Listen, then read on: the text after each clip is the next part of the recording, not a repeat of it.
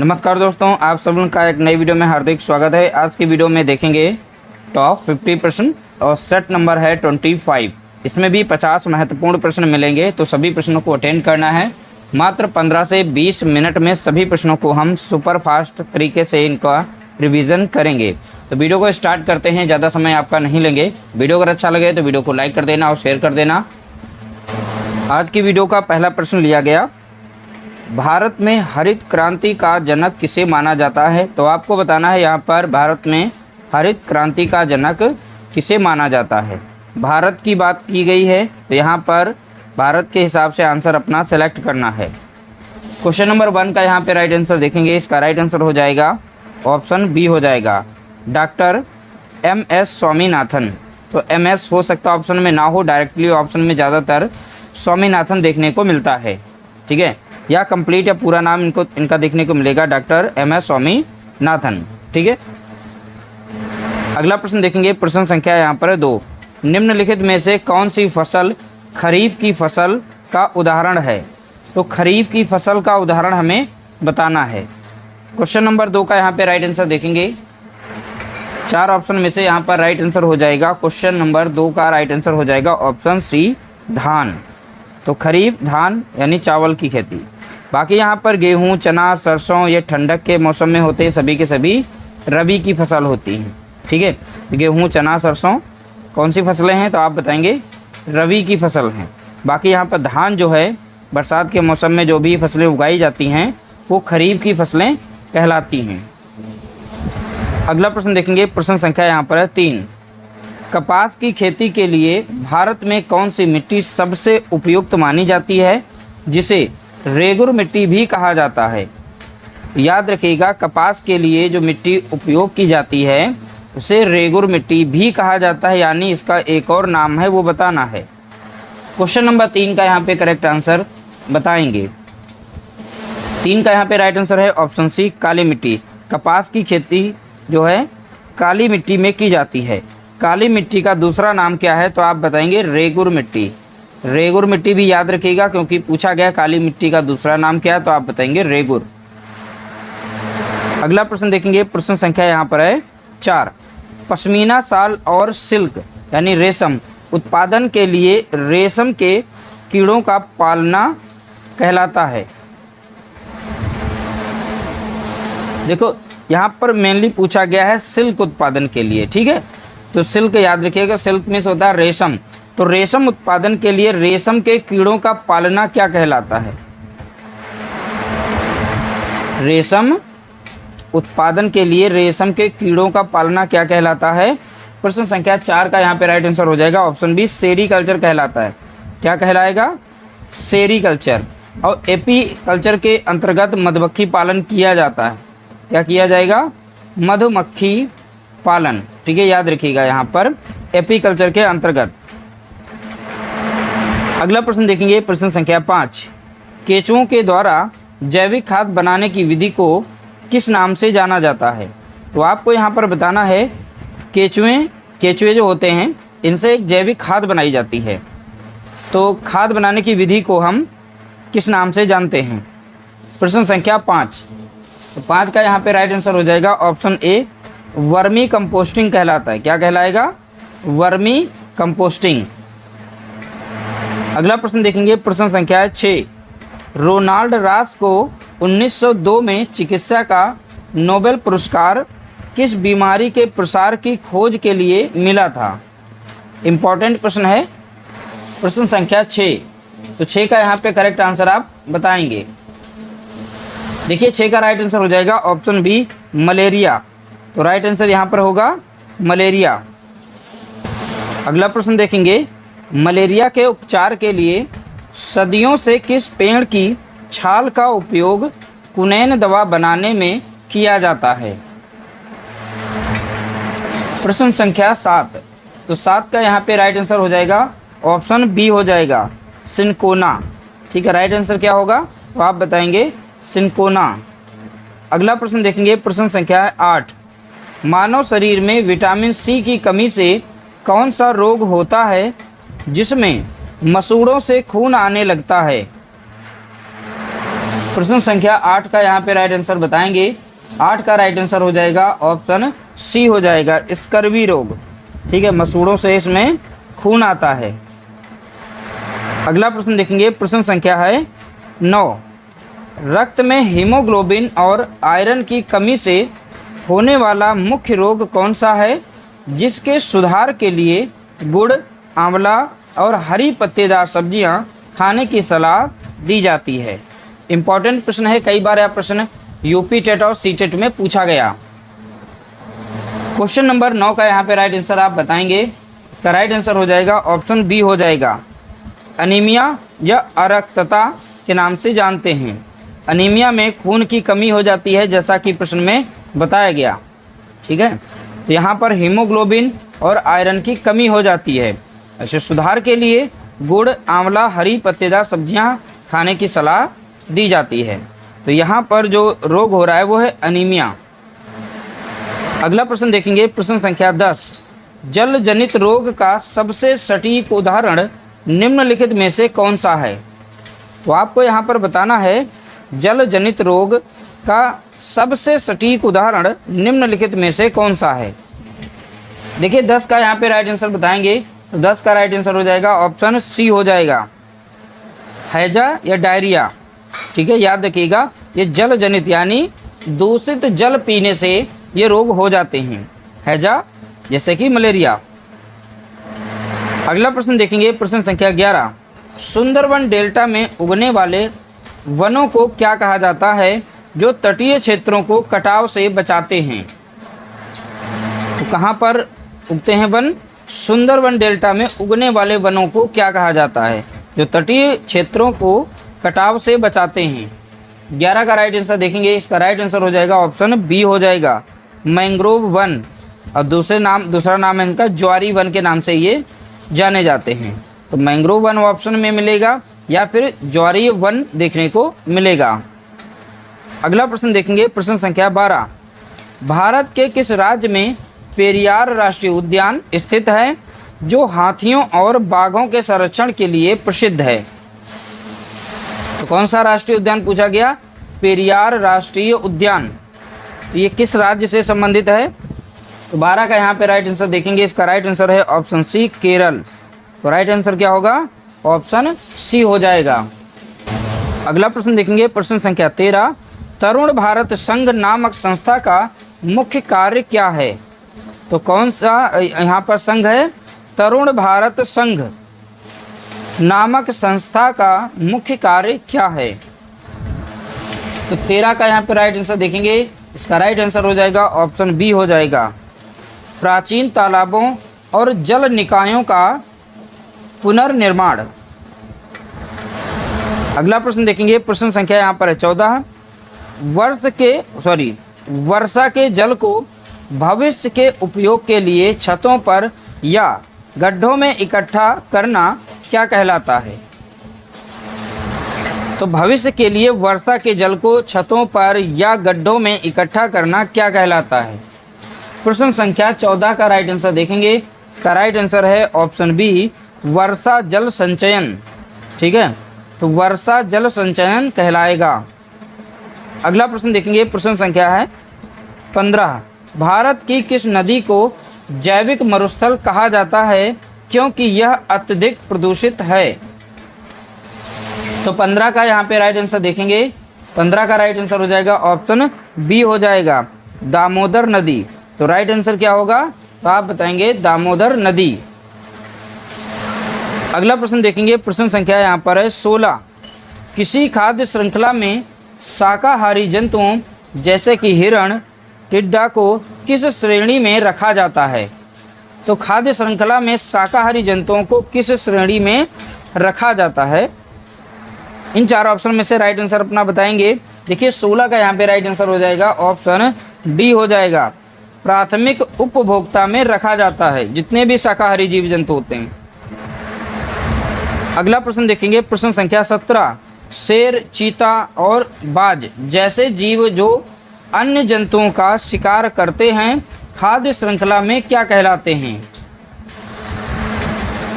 प्रश्न संख्या 17 का यहाँ पे राइट आंसर हो जाएगा ऑप्शन बी हो जाएगा, ये शीर्ष या तृतीयक उपभोक्ता कहलाते हैं। शीर्ष यानी एकदम टॉप पर होते हैं। तो पिरामिड अगर इस तरीके से बनाया गया, जो हमारे प्राथमिक उपभोक्ता होते हैं वो नीचे होते हैं और शीर्ष ये पॉइंट कहलाएगा। तो शीर्ष पर जो भी आते हैं लास्ट में, तो वो तृतीयक उपभोक्ता, या ये सभी के सभी देखिए जो लास्ट वाले होते हैं सभी के सभी मांसाहारी देखने को मिलेंगे। अगला प्रश्न देखेंगे, प्रश्न संख्या 18। एक पारिस्थितिकी तंत्र में तत्वों के चक्रण को क्या कहा जाता है? तो तत्वों के चक्रण को क्या कहा जाता है, ये कई बार यूपी टेट में प्रश्न रिपीट हुआ। प्रश्न संख्या 18, तो 18 का यहाँ पे राइट आंसर होगा जैव भू रासायनिक चक्र। क्या कहलाता है? तो आप बताएंगे जैव भू रासायनिक चक्र। अगला प्रश्न देखेंगे, प्रश्न संख्या है 19। समुद्री पारिस्थितिकी तंत्र में मुख्य प्राथमिक उत्पादक कौन होते हैं? प्रश्न संख्या 19 का यहाँ पे राइट आंसर हो जाएगा फाइटोप्लैंक्टन या पादप प्लवक कहलाएंगे। दोनों में से एक ऑप्शन, ये इंग्लिश है वर्ड, यहाँ पर हिंदी में दिया गया पादप प्लवक। ठीक है, तो समुद्री पारिस्थितिकी तंत्र में मुख्य प्राथमिक उत्पादक कौन होते हैं? तो आप बताएंगे फाइटोप्लैंक्टन। ठीक है, तो पादप प्लवक कहलाएंगे, या फिर ऑप्शन में ये दोनों में से कोई वर्ड एक देखने को मिल जाएगा। अगला प्रश्न देखेंगे, प्रश्न संख्या 20। यदि एक मेंढक एक टिड्डे को खाता है तो ऊर्जा का स्थानांतरण किस स्तर से किस स्तर पर हो रहा है? तो अच्छे से प्रश्न को पढ़ना है, फिर आंसर देना है। यदि एक मेंढक एक टिड्डे को खाता है तो ऊर्जा का स्थानांतरण किस स्तर से किस स्तर पर हो रहा है? तो 20 का यहाँ पे राइट आंसर देखेंगे, इसका राइट आंसर हो जाएगा ऑप्शन बी हो जाएगा। यहाँ पर जो टिड्डा था, जितने भी शाकाहारी जीव जंतु होते हैं वो सब प्राथमिक उपभोक्ता के अंतर्गत आते हैं। अब यहाँ पर मेंढक जो है ये द्वितीयक उपभोक्ता है, तो यहाँ पर एनर्जी कहाँ से जा रही है? प्राथमिक उपभोक्ता से द्वितीयक उपभोक्ता में ट्रांसफ़र हो रही है। अब कितनी एनर्जी ट्रांसफ़र होती है? तो आप बताएंगे 10% एनर्जी जो है ट्रांसफ़र होती है। अगला प्रश्न देखेंगे, प्रश्न संख्या है 21। ओजोन परत वायुमंडल के समताप मंडल में पाई जाती है। यह सूर्य की किन हानिकारक किरणों को अवशोषित करती है? तो ध्यानपूर्वक देखेंगे, इसमें दो प्रश्न हो गए। ओजोन परत वायुमंडल के किस मंडल में पाई जाती है? तो आप यहाँ से बता देंगे समताप मंडल, जैसा कि यहाँ प्रश्न में ही बता दिया गया। अब यहाँ पर ओजोन जो परत होती है सूर्य की किन हानिकारक किरणों को रोकने का काम करती है, ये बताना है, यही पूछा गया। तो 21 का यहाँ पे राइट आंसर देखेंगे, इसका राइट आंसर हो जाएगा ऑप्शन बी, पराबैंगनी किरणों को रोकती हैं, जिसे UVB अल्ट्रावायलेट बी जो रेज होती है इन्हें रोकेंगी। बाकी यहाँ पर सीधा सा एक मिल जाएगा, अल्ट्रावायलेट रेज को रोकने का काम करती हैं। अब यहाँ पर पराबैंगनी किरणें कौन सा रोग काज करती हैं? ये डायरेक्टली हमारे स्किन पर पड़ती हैं, तो स्किन कैंसर होने के चांसेस ज़्यादा रहते हैं। अगला प्रश्न देखेंगे, प्रश्न संख्या है 22। ओजोन परत में छिद्र के लिए मुख्य रूप से उत्तरदायी मानव निर्मित गैस कौन सी है? इंपॉर्टेंट प्रश्न कई बार यहाँ पूछा गया। तो ओजोन परत में छिद्र के लिए मुख्य रूप से उत्तरदायी मानव निर्मित गैस कौन सी है?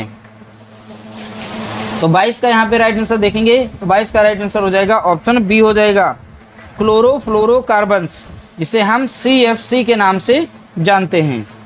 अगला प्रश्न देखेंगे, प्रश्न संख्या है 23।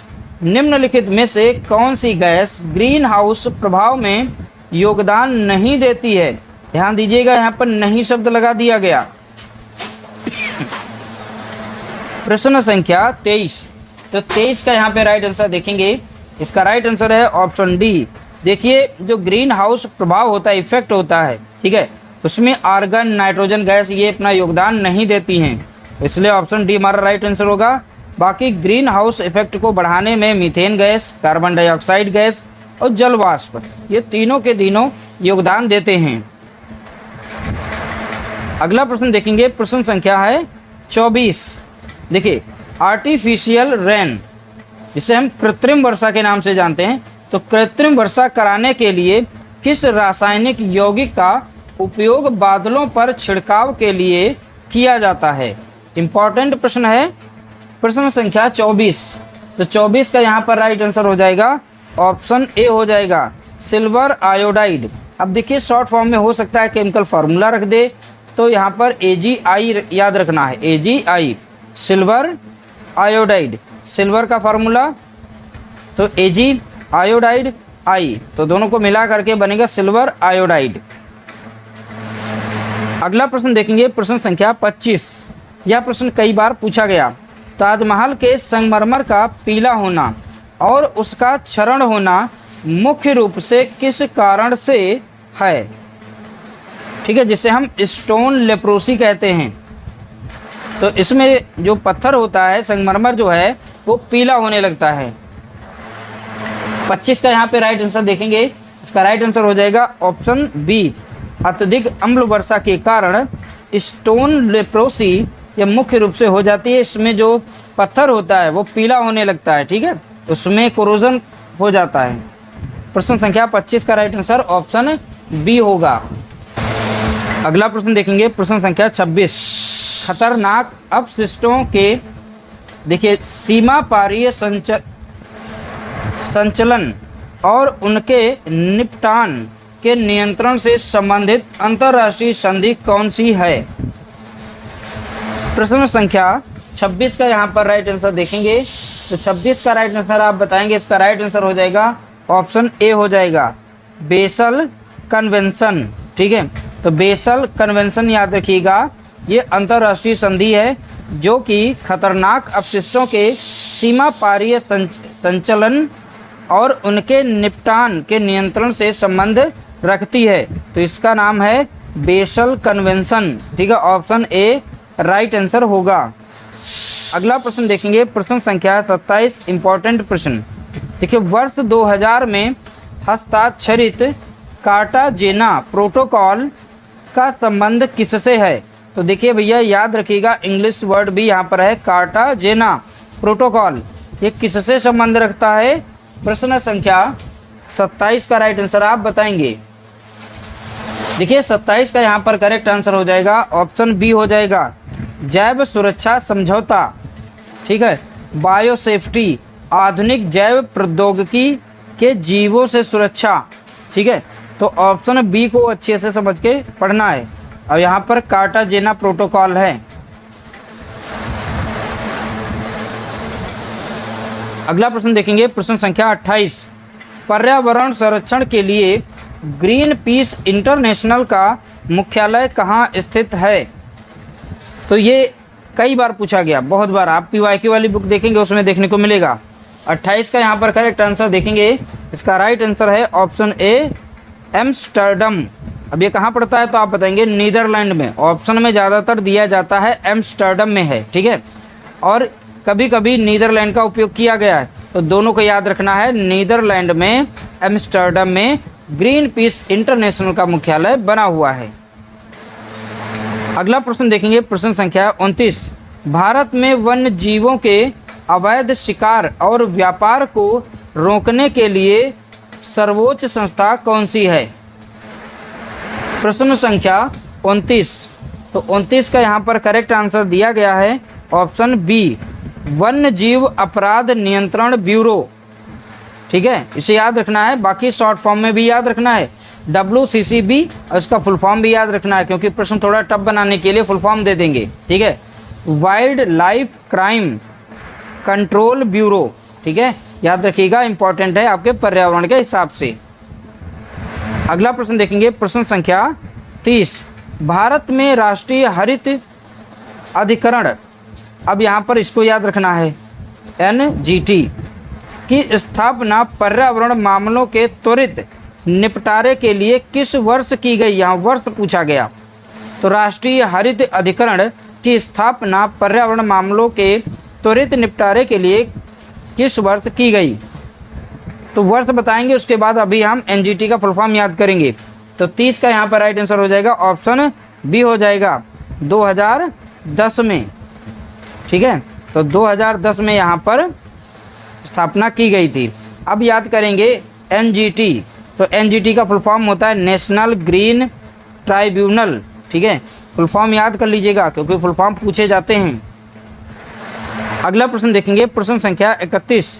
निम्नलिखित में से कौन सा पक्षी कैक्टस यानी कांटों के बीच या मेहंदी की देखा मेड़ में अपना घोंसला बनाता है? आप सीधा सीधा याद कर सकते हैं यहाँ से। तो निम्नलिखित में से कौन सा पक्षी कैक्टस, ठीक है, कैक्टस यानी कांटों के बीच अपना घोंसला बनाता है? प्रश्न संख्या 31। 31 का राइट आंसर हो जाएगा ऑप्शन बी हो जाएगा। इसे कहते हैं पाख्ता। ठीक है, डव। याद रखिएगा ऑप्शन बी हमारा यहाँ पर करेक्ट आंसर होगा। राइट आंसर क्या होगा? Option B. अगला प्रश्न देखेंगे, प्रश्न संख्या 32। वह कौन सा पक्षी है जो अपनी गर्दन को झटके से आगे पीछे करता है? या भी यूपी टेट में कई बार प्रश्न पूछा जा चुका। तो 32 का यहाँ पे सटीक आंसर अपना बताएंगे। इसका राइट आंसर आप बताएंगे ऑप्शन डी, मैना। ठीक है, तो मैना यहाँ पर करेक्ट आंसर हो जाएगा। अपनी गर्दन को झटके से आगे पीछे कर सकती है। अगला प्रश्न देखेंगे, प्रश्न संख्या 33।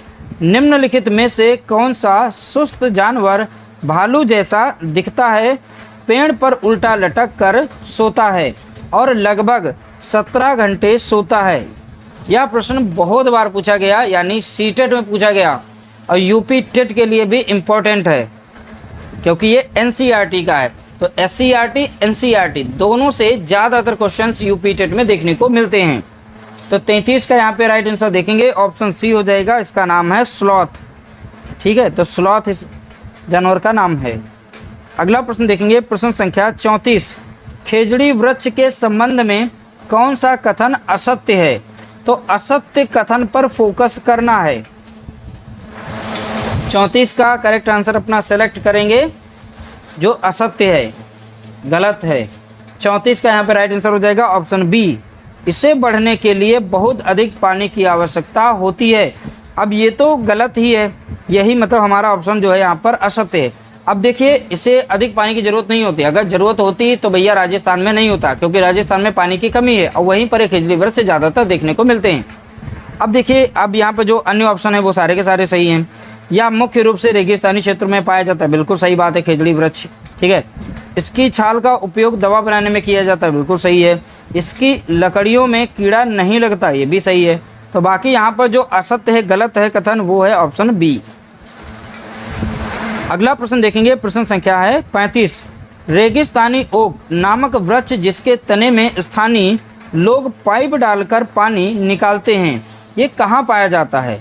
तो ये रेगिस्तानी ओक है, इसकी तने से स्थानीय लोग पाइप डालकर पानी निकालते हैं। तो ये कहाँ पाया जाता है? 35 का यहाँ पर राइट आंसर देखेंगे ऑप्शन बी, ये ऑस्ट्रेलिया में पाया जाता है। कहाँ पर? तो आप बताएंगे रेगिस्तानी ओक कहाँ पाया जाता है? ऑस्ट्रेलिया में। अगला प्रश्न देखेंगे, प्रश्न संख्या 36। महासागरों में जल स्तर बढ़ने का मुख्य कारण निम्नलिखित में से क्या है? तो 36 का यहाँ पर करेक्ट आंसर देखेंगे। 36 का राइट आंसर है ऑप्शन ए, ध्रुवीय प्रदेशों में बर्फ का पिघलना। इसकी वजह से महासागरों में जल स्तर बढ़ रहा है। अगला प्रश्न देखेंगे, प्रश्न संख्या 37। भूकंप की तीव्रता मापने के लिए किस उपकरण का उपयोग किया जाता है? बहुत बार यह प्रश्न रिपीट हुआ। प्रश्न संख्या 37। तो 37 का राइट आंसर यहाँ पर होगा ऑप्शन बी हो जाएगा, सिस्मोग्राफ। ठीक है, तो भूकंप की तीव्रता मापने के लिए किस उपकरण का उपयोग किया जाता है? तो आप बताएंगे सिस्मोग्राफ का उपयोग किया जाता है। अगला प्रश्न देखेंगे, प्रश्न संख्या 38। सुनामी शब्द की उत्पत्ति किस भाषा से हुई है जिसका अर्थ तटीय लहरें होता है? 38 का यहाँ पर राइट आंसर आप बताएंगे। इसका राइट आंसर है ऑप्शन बी, जापानी शब्द है। तो सुनामी शब्द कैसा है? तो आप बताएंगे जापानी शब्द है, इसका अर्थ होता है तटीय लहरें। अगला प्रश्न देखेंगे, प्रश्न संख्या 39। हमारे पर्यावरण को बचाने के लिए 3R का सही क्रम या अर्थ क्या है? 39 का यहाँ पर राइट आंसर आप बताएंगे। इसका राइट आंसर है ऑप्शन ए। अब देखिए 3R का हम मीनिंग यहाँ पर समझेंगे। पहले आर का मीनिंग है रिड्यूस यानी कम करना, दूसरा है रीयूज यानी पुनः उपयोग करना, तीसरा आर जो है रिसाइकिल यानी कि पुनर्चक्रण। इस तरह से 3 आर हो गए। तो इनका भैया यहाँ पे नाम चाहे हिंदी वाला याद करिएगा या इंग्लिश वाला, रिड्यूस, रीयूज, रिसाइकिल। अगला प्रश्न दिया गया प्रश्न संख्या 40, निम्नलिखित में से कौन सा अजैविक घटक का उदाहरण है। जो अजैविक घटक का उदाहरण पूछा गया है, जैविक नहीं, अजैविक घटक का उदाहरण। प्रश्न संख्या 40, तो अजैविक में यहाँ पर राइट आंसर हो जाएगा ऑप्शन सी, मृदा, प्रकाश और जल। ये अजैविक घटक के उदाहरण हैं। बाकी पौधे, जंतु, कवक ये सभी के सभी लिविंग हैं, तो वो जैविक माने जाएंगे। अगला प्रश्न देखेंगे प्रश्न संख्या 41, प्राथमिक स्तर पर पर्यावरण अध्ययन की पाठ्य पुस्तकों में कहानियों और कविताओं को शामिल करने का मुख्य उद्देश्य क्या है।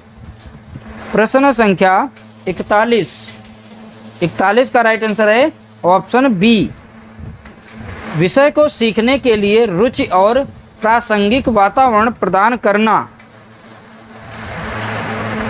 अगला प्रश्न देखेंगे प्रश्न संख्या 42, पर्यावरण अध्ययन की कक्षा में क्षेत्र भ्रमण का मुख्य लाभ क्या होता है। तो पर्यावरण अध्ययन की कक्षा में क्षेत्र भ्रमण का मुख्य लाभ क्या होता है। प्रश्न संख्या 42, इसका राइट आंसर हो जाएगा ऑप्शन बी, वास्तविक जीवन के अनुभवों के साथ प्रत्यक्ष ज्ञान प्राप्त करना। ऑप्शन बी राइट आंसर होगा। अगला प्रश्न देखेंगे प्रश्न संख्या है 43, प्राथमिक स्तर पर ईवीएस शिक्षण के अंतर्गत मूल्यांकन कैसा होना चाहिए। तो 43 का राइट आंसर अपना बताएंगे। इसका राइट आंसर हो जाएगा ऑप्शन सी, निरंतर और व्यापक, जिसे हम सतत एवं व्यापक मूल्यांकन के नाम से जानते हैं। ठीक है, तो ऑप्शन में हो सकता है ये 2 टर्म मिल जाएं, निरंतर मूल्यांकन हो और व्यापक हो, या फिर ऑप्शन में देखने को मिलेगा सतत एवं व्यापक मूल्यांकन। हो सकता है शॉर्ट फॉर्म में दे दे तो कठिन बनाने के लिए तो CCE का इस्तेमाल कर सकता है। अगला प्रश्न देखेंगे प्रश्न संख्या 44, देखिए NCF यहाँ पर लिखे दे रहे हैं, NCF 2005 के अनुसार प्राथमिक स्तर पर EVS को एक एकीकृत विषय के रूप में पढ़ाया जाता है। इसमें कौन से विषय शामिल हैं। इसमें कौन से विषय शामिल हैं। तो 44 का यहाँ पर राइट आंसर आप बताएंगे। 44 का राइट आंसर NCF 2005 के अनुसार बताना है कौन से विषय शामिल हैं। इसका राइट आंसर हो जाएगा ऑप्शन बी, विज्ञान, सामाजिक विज्ञान और पर्यावरण शिक्षा, यही सब शामिल हैं। अगला प्रश्न देखेंगे प्रश्न संख्या है 45, EVS की कक्षा में शिक्षक द्वारा बच्चों को स्वयं आकलन का अवसर देना किसका हिस्सा है। प्रश्न संख्या 45, तो 45 का राइट आंसर है ऑप्शन सी, सीखने के रूप में आकलन। ठीक है, राइट आंसर क्या होगा, ऑप्शन सी हो जाएगा।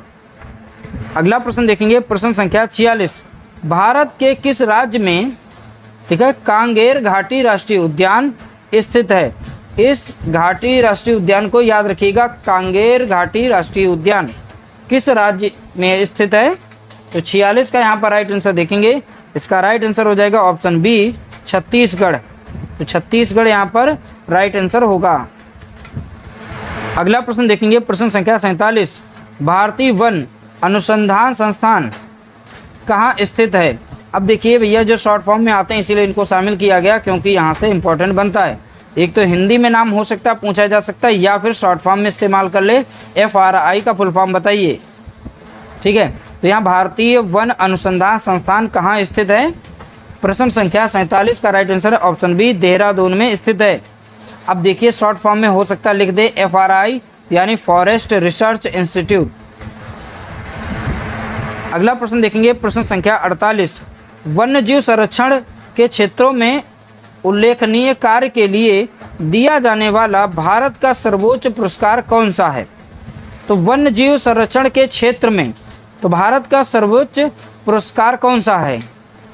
प्रश्न संख्या 48 का यहाँ पर राइट आंसर हो जाएगा ऑप्शन डी, अमृता देवी बिश्नोई वन्यजीव संरक्षण पुरस्कार। ठीक है, ऑप्शन डी यहाँ पर करेक्ट आंसर हो जाएगा। अगला प्रश्न देखेंगे, प्रश्न संख्या है 49। भारत में केंद्रीय गंगा प्राधिकरण की स्थापना किस वर्ष की गई थी? तो आपको यहाँ पर बताना है भारत में केंद्रीय गंगा प्राधिकरण की स्थापना किस वर्ष की गई। तो 49 का यहाँ पर राइट आंसर हो जाएगा ऑप्शन बी, 1985। तो करेक्ट आंसर क्या होगा? 1985। अगला प्रश्न देखेंगे, प्रश्न संख्या है 50। चिपको आंदोलन की जननी के रूप में किसे जाना जाता है, जिन्होंने पेड़ों को बचाने के लिए गांव की महिलाओं का नेतृत्व किया था? इंपॉर्टेंट प्रश्न है, कई बार यह यूपी टेट में पूछा गया। प्रश्न संख्या 50 का यहाँ पर राइट आंसर देखेंगे, इसका राइट आंसर हो जाएगा ऑप्शन बी, गौरा देवी। अब देखिए चिपको आंदोलन किस राज्य में स्टार्ट हुआ? तो आप बताएंगे उत्तराखंड में। यहाँ पर उत्तराखंड में। अब उत्तराखंड में किस जगह पे, जिले में? तो आप बताएंगे चमोली जिले में। यहाँ पर चमोली जिले में, याद रखिएगा, ये चिपको आंदोलन के नाम से फेमस है।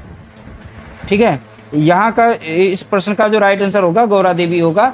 इस तरह से हमने सुपर 50 प्रश्नों को देखा है, और सुपर 50 प्रश्नों में कितने प्रश्न आपके सही हुए कमेंट कर सकते हैं। बाकी वीडियो अच्छा लगा हो तो वीडियो को लाइक कर देना, शेयर कर देना। मिलते हैं एक नई वीडियो के साथ, तब तक के लिए नमस्कार, जय हिंद, जय भारत।